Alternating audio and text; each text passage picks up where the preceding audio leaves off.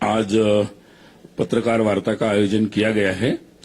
3 दिन की जो बैठक थी पुणे के सभी लोगों के सहयोग से व्यवस्था से अच्छे से संपन्न हो रही है। संघ के वरिष्ठ प्रचारक जो थे माननीय मदन दास जी देवी, उनकी स्मृति में सभागार जो बनाया गया था उसमें ये बैठक संपन्न हुई है। अब आज के इस पत्रकार वार्ता को संबोधित करने के लिए मैं माननीय मनमोहन जी से निवेदन करता हूं। नमस्कार। संघ की समन्वय बैठक के बारे में काफी उत्सुकता आप सब में होगी, क्योंकि अंदर क्या चल रहा है इसकी अंदर आए बिना काफी समाचार पत्र में छपकर आ रहे थे, ऐसा मैंने सुना है। इस रचना को समझना आवश्यक। वैसी बैठक साल में एक बार होती है। एक प्रेरणा से एक भारत की समान अवधारणा लेकर समाज जीवन के विविध क्षेत्र में स्वयंसेवक सक्रिय है। अब संघ कार्य आरंभ होकर 97 ईयर्स हुए हैं। इस संघ की यात्रा के 4 मुख्य पड़ाव है, 4 फेजेस। फर्स्ट फेज में हिंदू समाज संगठित हो सकता है, एक साथ एक दिशा में कदम से कदम मिलाकर चल सकता है, एक स्वर में एक मन से भारत की बात कह सकता है। समाज में इसका विश्वास खड़ा करना आवश्यक था। इसलिए पहले 25 वर्ष केवल संगठन व्यक्ति निर्माण, इसी पर संघ का पूर्ण बल था। स्वाधीनता के बाद सेकंड फेज का आरंभ हुआ। पहला काम तो चल ही रहा था, परंतु आरंभ से संपूर्ण समाज को संगठित करना, संपूर्ण समाज को राष्ट्रभाव से प्रेरित करना, यह कल्पना मन में थी। अब सारा समाज तो शाखा पर आने वाला नहीं है, तो समाज की रचना व्यामिश्र होगी। इसमें विद्यार्थी क्षेत्र है, यहाँ पर मजदूर है, यहाँ पर किसानों का क्षेत्र है, राजनीतिक क्षेत्र है, धार्मिक क्षेत्र है, शिक्षा का क्षेत्र है। ऐसे प्रत्येक क्षेत्र में इस राष्ट्रीय विचार को लेकर स्वयंसेवक गए।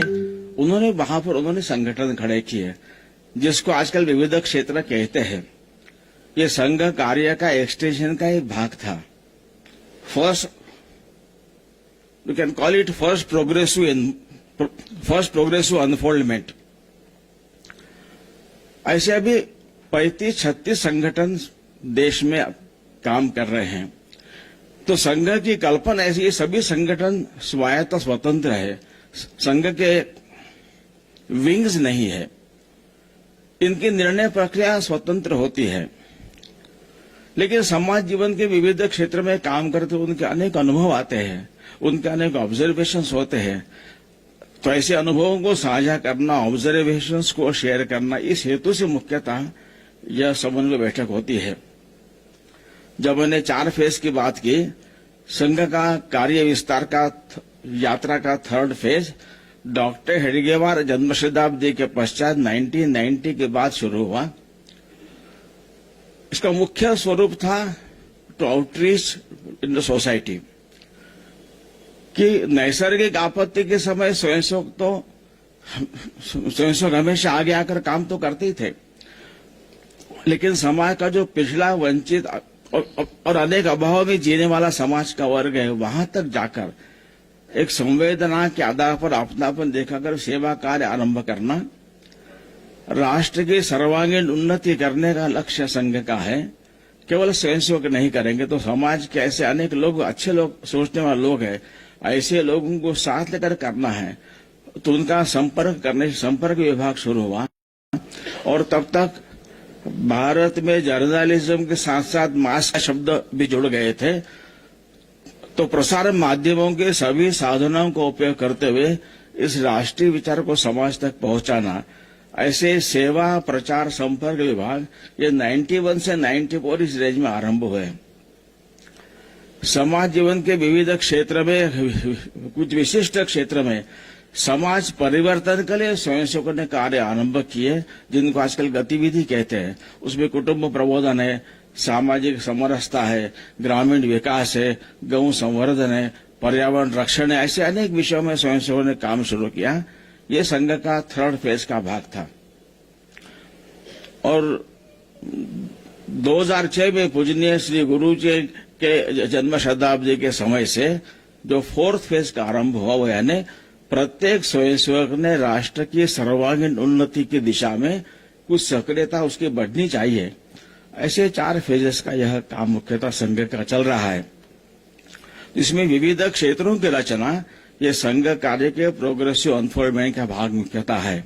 तो यहाँ पर कोई निर्णय तो यहाँ होंगे नहीं, ऐसा आपको जब पहले दिन कहा गया तो आपसे कहा गया है। यहाँ क्या हुआ, 2-3 विषयों की जानकारी दूंगा मैं।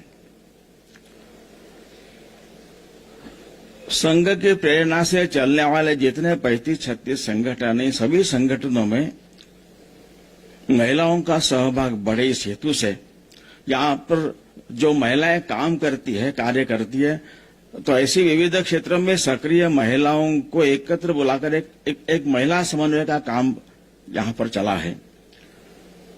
तो अपने अपने अनुभव साझा करना, महिलाओं का सहभाग अपने क्षेत्र में बढ़े, उसके लिए प्रयास करना ये उद्देश्य है। तो इस महिला समन्वय में इस वर्ष ऐसा एक विचार किया, संघ के शताब्दी वर्ष जो नजदीक आ रहा है उसके निमित्त महिलाओं के बीच व्यापक संपर्क बढ़े, महिला विषयक भारतीय चिंतन समाज तक पहुंचे और देश के विकास में महिलाओं की सहभागिता बढ़े। इस हेतु से विभाग स्तर पर महिला सम्मेलन करने की योजना बनी। इसमें करीब 11 श्रेणियों की महिलाओं का संपर्क करना, उसमें एनजीओ चलाने वाली सामाजिक धार्मिक संस्था के प्रमुख, शिक्षा प्रशासनिक सेवा में कार्यरत, मीडिया में सक्रिय ऐसी महिलाएं, जाति जनजाति के प्रमुख है, व्यावसायिक डॉक्टर, वकील, साहित्यिक, वक्ता, लेखिका, ग्राम पंचायत आदि के प्रमुख। तो ऐसी विशिष्ट महिलाओं का संपर्क करते हुए ऐसे विभागीय महिला सम्मेलन अभी अगस्त से लेकर तो जनवरी तक होने वाले हैं। कुल 411 सम्मेलन सारे भारत में होने वाले, उसमें से 12 प्रांतों में 73 सम्मेलन हुए हैं और खूब अच्छा रिस्पांस है। ये 73 सम्मेलनों में कुल 1,23,000 महिलाओं का सहभाग रहा है और बाकी भी अभी कुल 411 होने, तो बाकी भी सम्मेलन इसके आगे होंगे। जब ये संगठन समाज जीवन के विविध क्षेत्र में काम करते, विद्यार्थी क्षेत्र, मजदूर क्षेत्र, किसान क्षेत्र आदि, तो सीधे फ्रेश ऐसे लोग भी इन संगठनों में सक्रिय होते हैं। वो संघ के बारे में उनको जानकारी नहीं होती, वो संघ के स्वयंसेवक भी नहीं होते। तो ऐसे नए लोगों जो अपने अपने संगठन में सक्रिय भूमिका निभाते हैं, उनको संघ का जो वैचारिक अधिष्ठान है उसकी जानकारी प्राप्त हो, उनको अन्य संगठनों के बारे में जानकारी मिले। उन सभी संगठनों में काम करने वाले लोग हमारे सहयात्री हैं, इसलिए उनका आपस में समन्वय का मन बने। सब मिलकर हम एक दूसरे को पूरक बनना भी है, स्पर्धा नहीं है। और सब ने मिलकर अपने अपने क्षेत्र में, जो भी क्षेत्र हमने चुना है, एक भारत के एक चित्र में अपना अपना रंग भरते हुए एक समृद्ध भारत का चित्र हम सब खड़ा करेंगे। तो इस दृष्टि से अपने अपने क्षेत्र में क्या क्या काम चल रहा है, क्या अनुभव है, तो इसके बारे में काफी विस्तार से यहाँ पर मुख्यतः चर्चा हुई। और अपना अपना अभिनिवेश छोड़कर, संगठन संस्था का अभिनिवेश छोड़कर साथ में हम कैसे काम कर सकते हैं, इसका प्रशिक्षण। और संघ के संपर्क में नए लोग जो आए हैं उनको संघ का सही जानकारी मिले, इसलिए उनके लिए संघ परिचय वर्ग भी हो। मुख्यतः ऐसे विषयों की चर्चा यहाँ पर हुई। प्रत्येक संगठन के इश्यूज है, सारे समाज को लेकर हम जब आगे बढ़ते हैं तो अपने संगठन से नहीं जुड़े, लेकिन समाज में देश के बारे में अच्छा सोचने वाले ऐसे सज्जन शक्ति है, ऐसे सज्जन शक्ति के लोगों को भी संपर्क करते हुए वे संगठन से जुड़े बिना भी इशू पे साथ कैसे ले सकते हैं। स्वदेशी का विषय है, संस्कृत का विषय है, पर्यावरण का विषय है, महिलाओं का विषय है, ऐसे विषयों में ग्राम विकास का विषय है। तो ऐसे विषयों में साथ लेने के लिए थोड़ा आउटरीच करना, तो इसके लिए अपनी जो योग्य मानसिकता तैयार होनी चाहिए, इसके बारे में अपने अपने संगठन में कैसे प्रयास चल रहे हैं, मुख्यतः इसके बारे में यहाँ पर चर्चा अधिक विस्तार से हुई। संघ कार्य तो लगातार बढ़ रहा है, संघ कार्य में समाज का सहभाग बढ़ रहा है, इसलिए मुख्यतः 2019 के बाद 2020 मार्च के बाद यहाँ पर कोरोना कारण लॉकडाउन लगा, सारी शाखाएं बंद हो गई थी, संघ कार्य करीब करीब ठप हो गया था। लेकिन 3 वर्षों में यह बहुत आनंद की बात है, हम 2020 की संघ शाखा स्थिति को पार करते हुए संघ कार्य आगे बढ़ा है, तो उसकी जानकारी मैं कुछ दूंगा। जैसे 2020 में 38,913 इतने स्थानों पर संघ शाखाएं थी। 2023 में 42,613 ऐसे स्थानों पर संघ शाखा हुई है, मतलब संघ के स्थानों की वृद्धि 3,700 हुई है, जो 9.5% वृद्धि है। जो रोज चलने वाली शाखा है 2020 में 62,491 थी, 23 में 68,651, यानी 6,160 शाखाएं बढ़ी है, ये भी करीब 10% वृद्धि है। जहां दैनिक शाखा नहीं, वहां पर साप्ताहिक मिलन, लोग सप्ताह में एक बार एकत्र आते हैं, ऐसे साप्ताहिक मिलन 20,300 थे। अभी 2023 में 26,877, यानी 6,543 साप्ताहिक मिलन की वृद्धि हुई है, ये करीब 32% वृद्धि है।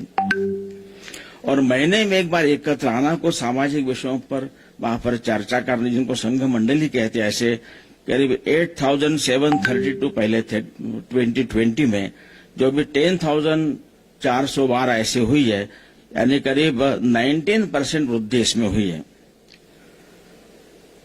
कुल शाखाएं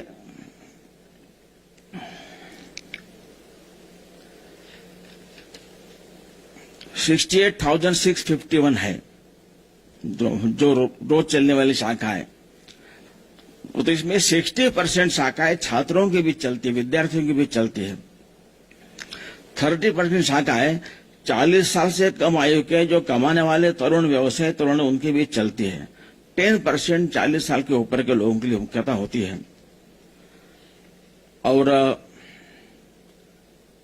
जॉइन आरएसएस के माध्यम से 2017 से 2022 तक 6 वर्षों में प्रति वर्ष 1 लाख से 1.25 लाख इस प्रकार की वृद्धि, मतलब जॉइन आरएसएस के लिए जो तरुणों की उत्सुकता है, जो संघ की वेबसाइट पर जो संघ से जुड़ना चाहते हैं, लेकिन कहाँ मिलना, किसको मिलना वो नहीं जानते, ऐसे लोग संघ की वेबसाइट पर ऑनलाइन ज्वाइन करने के लिए रिक्वेस्ट भेजते हैं। तो ये लगभग 20 to 35 एज ग्रुप के लोग होते हैं, अधिकतर युवा होते हैं, टेक सेवी होते हैं। तो प्रति वर्ष करीब 1 लाख से 1.25 लाख ऐसे नई रिक्वेस्ट हमको आ रही है। ये संघ का जो बढ़ती हुई स्वीकृति है, समाज का जो सहभाग बढ़ रहा है, उसका लक्षण है। तो मैंने प्राथमिक जानकारी दी है। कुछ आपको अगर और कुछ प्रश्न पूछना है आप पूछ सकते हैं। सिर्फ एक सूचना, प्रश्न पूछते समय आप जिस माध्यम मीडिया हाउस को रिप्रेजेंट करते हैं उसका नाम और आपका नाम बताएं और फिर आपका सवाल पूछें। धन्यवाद। आपके पास ये आएगा, कॉर्डलेस माइक आएगा। एक मिनट, ये क्वेश्चन पूछना है, नहीं चलती मुझे। राष्ट्र के संरक्षण के बारे में आपने कुछ भी रिएक्शन या कुछ भी आपकी प्रतिक्रिया बताई नहीं है। मेरा क्वेश्चन यह है कि अप्रैल 23 में शिया और सुन्नी मुस्लिम कंट्रीज इकट्ठा आए हैं और उसको मंगोलियन वंश चीन ने इनको इकट्ठा किया है। ये जो आक्रमण की संभावना आइदर बाय इलेक्शन और आइदर बाय आर्मी और आइदर बाय संस्कृति, संस्कृति, इसके बारे में संघ ने कुछ सोचा है क्या, और सोचा है तो क्या सोचा है? किसके बारे में पूछा आपने, जरा दोबारा कहिए। गोमंतक। मैंने पूछा शिया और सुन्नी अप्रैल 23 में ईरान और सऊदी अरेबिया इकट्ठा हुए, जहां 60 मुस्लिम कंट्रीज इकट्ठा हुए। उसको इकट्ठा किया मंगोलियन मोर्च ने, बोलने से चीन लोगों ने। इनसे जो हमें हमेशा आक्रमण की डर रहता है, या उनका जो भी कुछ उनका अगेंस्ट इंडिया, अगेंस्ट भारत जो चलता है, उसके लिए संघ ने क्या सोचा है? संघ तो समाज में अपनी सांस्कृतिक पहचान लेकर जागृति करता है, यही काम करेगा। ऐसे भारत में डिविजिव फोर्सेस, इस प्रकार का काम करने वाली शक्तियां पहले भी सक्रिय थी, लेकिन धीरे धीरे हम देखेंगे कि ये शक्तियां धीरे धीरे परास्त हो रही है, और भारत की जो राष्ट्रीय शक्ति वो धीरे धीरे आगे बढ़ रही है। तो उनको अपने काम करने देंगे, लेकिन हम हमारा काम बढ़ाते रहेंगे, तो उसका उत्तर समाज स्वयं ही तैयार करेगा।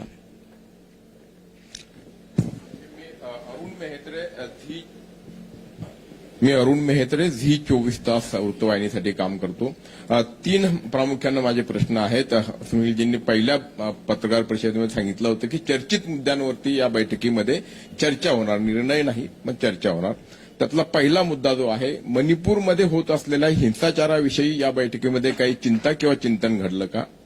माझा दुसरा प्रश्न आहे, आरक्षण विषयातला अनेक राज्यांमध्ये म्हणजे अलीकडेच सरसंघचालकांनी त्याविषयीची भूमिका स्पष्ट केली असली तरी केवळ वंचित किंवा शोषित घटकांबाबतच्या आरक्षणावरती आपण विचार करतोय की एका अर्थाने उच्चवर्णीय गटामध्ये मोडणाऱ्या, म्हणजे यामध्ये गुजरातमध्ये पाटीदारांचा विषय असू द्यात किंवा राजस्थानमध्ये जाट किंवा महाराष्ट्रामध्ये मराठा आरक्षणासंदर्भातली भूमिका किंवा याविषयी काही चर्चा झाली का? आणि तिसरा प्रश्न माझा समान नागरिक कायद्याविषयी, चालेल हरकत नाही, मी तर या 2 विषयावरती सुरुवातीला आपण आरक्षण आणि मणिपूर। तर शेड्यूल कास्ट शेड्यूल ट्राईब करता ज्या समाजाला आपल्या समाजाने दुर्दैवाने शेड्यूल कास्ट शेड्यूल ट्राइब हमारे समाज के वर्ग को, हमारे बंधुओं के, हमारे समाज ने दुर्दैव से काफी सालों तक वंचित रखा है, सम्मान से, सुविधाओं से, शिक्षा से। उनको साथ लेने के लिए जो संविधान सम्मत आरक्षण है तो वह उनको मिलना चाहिए, और ये सामाजिक विषमता की स्थिति को जल्दी दूर करना चाहिए, ये संघ का हमेशा मत रहा है। बाकी सारे आरक्षण मांग पॉलिटिकल होती है, तो उसके बारे में यहां पर कोई चर्चा नहीं हुई है। बाकी मणिपुर के बारे में स्थिति चिंताजनक है, वहां के कार्यकर्ताओं ने उसके बारे में जानकारी दी है, लेकिन इसमें मुख्यतः सरकार को मुख्यतः निर्णय करने हैं। वहां पर जो मैती कुकी दोनों समाज में जो एक संघर्ष है, तो दोनों के लिए अपने जो संघ स्वयंसेवक है उनके दोनों के साथ संपर्क है, तो दोनों विस्थापित समाज के लिए वहां पर सेवा काम चल रहे हैं। नमस्कार, मी एक मिनट, बाकी लोग पूछने दीजिए थोड़ा।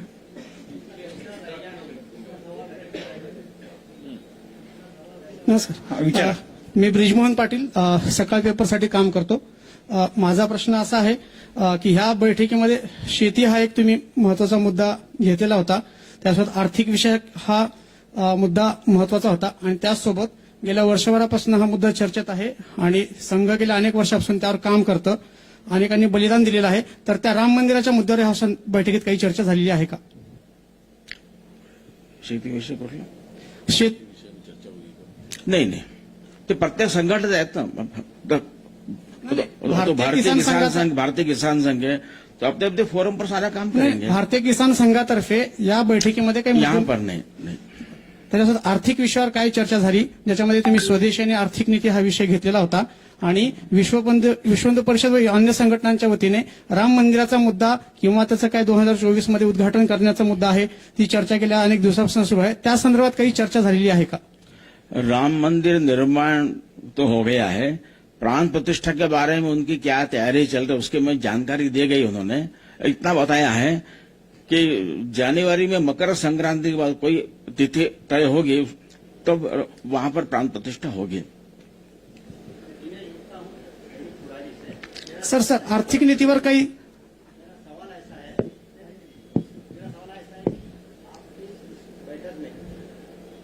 अभावी को भी थी और साथ में भाजपा कोई बड़ा अहम पक्ष था इसमें।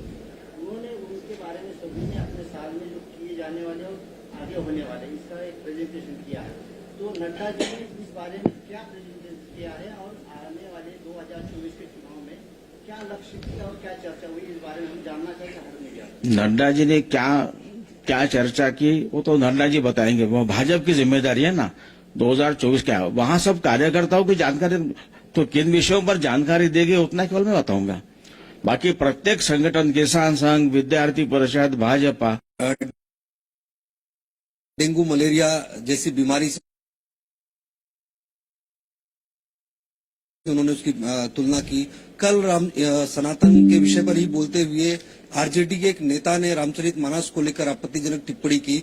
लगातार ऐसे 3-4 बयान बड़े नेताओं के आए हैं अलग अलग राज्यों से, उस पर संघ का क्या ठीक है। कहना है? ऐसा है, सनातन धर्म को समाप्त करने की बात लोग कर रहे हैं। इन शब्दों के अर्थ उनको पता है क्या, ये प्रश्न है। धर्म क्या है? पहले हम शब्दों का प्रयोग करने के पहले शब्दों की व्याख्या करनी चाहिए, ऐसा मुझे लगता है। धर्म, रिलीजन अलग अलग है। सनातन का अर्थ ही इटर्नल है। भारत का जो अध्यात्म आधारित जीवन का चिंतन है, जो इंटीग्रल होलिस्टिक है, जिसके कारण भारत के संपूर्ण समाज को एक उसके पर्सनैलिटी को शेप मिला है। इस पर्सनैलिटी की 4 विशेषता है। एक, वो मानता है कि सत्य एक है, ट्रूथ एक है, ईश्वर एक है। उसको प्राप्त करने के, वहां तक जाने के उनके नाम भी अलग है, उनके मार्ग भी अनेक हो सकते हैं, सभी मार्ग समान है, यह मानना, ये भारत की बात है। एक ही चैतन्य अनेक रूपों में मैनिफेस्ट हुआ है, इसलिए सभी विविध मैनिफेस्टेशन के भीतर रही एकता देखने की भारत की दृष्टि है। इसलिए भारत का वर्णन India is a country of diverse cultures ऐसा करने के बदले ये कहना चाहिए India has a culture that celebrates diversity. तीसरी विशेषता है कि प्रत्येक व्यक्ति में ईश्वर का अंश है, वह स्त्री हो पुरुष हो, और प्रत्येक व्यक्ति का, मनुष्य का जीवन का अंतिम लक्ष्य इस अंदर के देवत्व को प्रकट करते हुए मोक्ष पाना है। मोक्ष तरफ जाने के जो मार्ग है, प्रत्येक व्यक्ति का मार्ग अलग अलग स्वतंत्र हो सकता है। That is personal religion. तो वह प्रत्येक की उपासना है। प्रत्येक को अपनी उपासना चुनने का स्वातंत्र भारत में रहा है। इसलिए भारत में हमेशा स्पिरिचुअल डेमोक्रेसी रही है। तो भारत में रहने वाला सारा समाज इस भारत की पहचान के साथ अपने आप को जोड़ता है। ये भारत की पहचान है, और इसलिए इस भारत की पहचान इटर्नल है, क्योंकि अध्यात्म आधारित है। और भारत का समाज ये कभी राज्य आधारित नहीं रहा है, समाज आधारित रहा है। इसलिए अनेक प्रकार के आक्रमण होने के बाद भी, राजा पराजित होने के बाद भी, परकियों का शासन होने के बाद भी यहाँ का समाज, राष्ट्र हमेशा अपराजित रहा है। और इसलिए इस अध्यात्म आधारित भारत के होलिस्टिक इंटीग्रल चिंतन को धारण करके जीने वाला समाज यहाँ हमेशा रहा है। इसलिए सनातन वास्तव में समाज का, इस चिंतन का, जिसका नाम हिंदुत्व है, हिंदुत्व का विशेषण एडजेक्टिव है, इसका नाम हिंदुत्व है। और इस समाज में अब 20,000 से अनेक वर्षों से समाज चल रहा है। तो समय के चलते कुछ वैचारिक ग्लानि आकर आचरण में शिथिलता आती है। कुछ बातें जो गलत अपने समाज में आ जाती है, उसको ठीक करना चाहिए। तो संघ उसी के लिए काम कर रहा है। और भारत और अपने भारत के इतिहास में समय समय पर सभी जाति वर्गों में आध्यात्मिक संत निर्माण हुए, जिन्होंने समाज के इस कुरीतियों को ठीक करते हुए समाज को फिर से आध्यात्मिक मार्ग पर लाने का प्रयास किया है। इसलिए बाकी इन सब के जो स्लोगन सब राजकीय होते हैं, पॉलिटिकल होते हैं, तो सनातन धर्म यानी क्या है? तो धर्म शब्द जिस अर्थ में है अपने भारत में, तो लोकसभा में लिखा है धर्म चक्र प्रवर्तनाय, वहां धर्म है, that is not religion. Rajya Sabha में लिखा है सत्यम वद धर्मम चर, वहां भी धर्म है। सुप्रीम कोर्ट का मोटो है यतो धर्मस ततो जयः। भारत के राष्ट्रध्वज पर चक्र है, धर्म चक्र है। इतने स्थानों पर धर्म है, तो धर्म का अर्थ रिलीजन नहीं है। अब ये जो लोग कहने वाले, उनसे पहले उनके शब्दों के अर्थ है, वो क्या अर्थ उनके मन में है, ये पहले उनसे पूछना चाहिए। क्योंकि समाज में जो कुरीतियां चल रही है, उनके दूर करने के लिए संघ जो काम कर ही रहा है। अब द्रविड़ कड़गम नाम का जो सामाजिक संगठन तमिलनाडु में आरंभ हुआ, तो तमिलनाडु के अर्काड जिले में एक छोटे गांव में संघ शाखा शुरू हुई थी। वहां के शाखा के वार्षिकोत्सव में वहां के लोकल द्रविड़ कड़गम के नेता को प्रमुख चीफ गेस्ट के नाते बुलाया था, आए भी थे, और उन्होंने सबके लिए स्वीट्स लाए थे। स्वयं के भाषण में उन्होंने कहा कि कुछ महीने पहले जब मुझे पता चला यहाँ पर संघ शाखा शुरू हुई है, मैं मेरे लोगों को लेकर शाखा का विरोध करने के लिए आया था। जब यहाँ का मैंने देखा कि समाज का उच्च वर्णीय जो बच्चे हैं और निम्न वर्गीय बच्चे हैं, सब साथ खेल रहे हैं, गीत गा रहे, आनंद कर रहे हैं, तो मुझे बहुत आश्चर्य हुआ। उन्होंने कहा कि हमारी पेरियार का ये स्वप्न था, ये स्वप्न हम साकार नहीं कर सके, लेकिन आप कर सके, इसलिए मैं आपका अभिनंदन करने आया हूं, आपके लिए मैं स्वीट्स लाया हूं। तो समाज में जो कुरीतियां, उनको दूर करने के लिए सबने प्रयत्न करना चाहिए। लेकिन भारत का धर्म है, भारत का प्राण है, जो धर्म रिलीजन नहीं है, ये सनातनी है। और इसलिए ऐसे इस धर्म को नष्ट करने के लिए अनेक लोग बीच बीच में खड़े हुए हैं, लेकिन काफी लंबे समय तो उनका काम नहीं चला। और भगवान कृष्ण ने कहा है कि जब जब ऐसी धर्म को ग्लानि आएगी, अधर्म का उत्थान होगा, तब मैं फिर से आकर धर्म स्थापना फिर से करूंगा। तो धर्म की बार बार स्थापना करने की आवश्यकता है, यह संघ की भूमिका मुख्यतः है। सर, तो आपको क्या लगता है कि ये सारी जो है चुनावी राजनीति केवल शुद्ध राजनीति है? मी अंजली खंडकर प्रभाची पाटीलर आहे. राष्ट्रीय पातळीवर आता भारत हा मुद्दा खूप मोठ्या प्रमाणावर येतोय, जे इंडिया बाजूला करून भारत हा मुद्दा आहे. तर तो आपल्या अजेंड्यावर आता होता आणि तो आता पुढे आधीपासूनच आहे खरं तर। भारत होना चाहिए, और भारत के सिवा अन्य किसी देश के दो नाम नहीं है, ठीक है? तो भारत नाम को एक सिविलाइजेशन वैल्यू है, और इसलिए भारत कहते एक प्राचीन एक सभ्यता से, चिंतन से अपना संबंध जुड़ता है। इसलिए भारत का भारत होना केवल नाम नहीं, भारत के सामाजिक राष्ट्रीय जीवन में यह भारत का भारतत्व ये मैनिफेस्ट होना चाहिए। इस तरह हम लोग काम कर रहे हैं।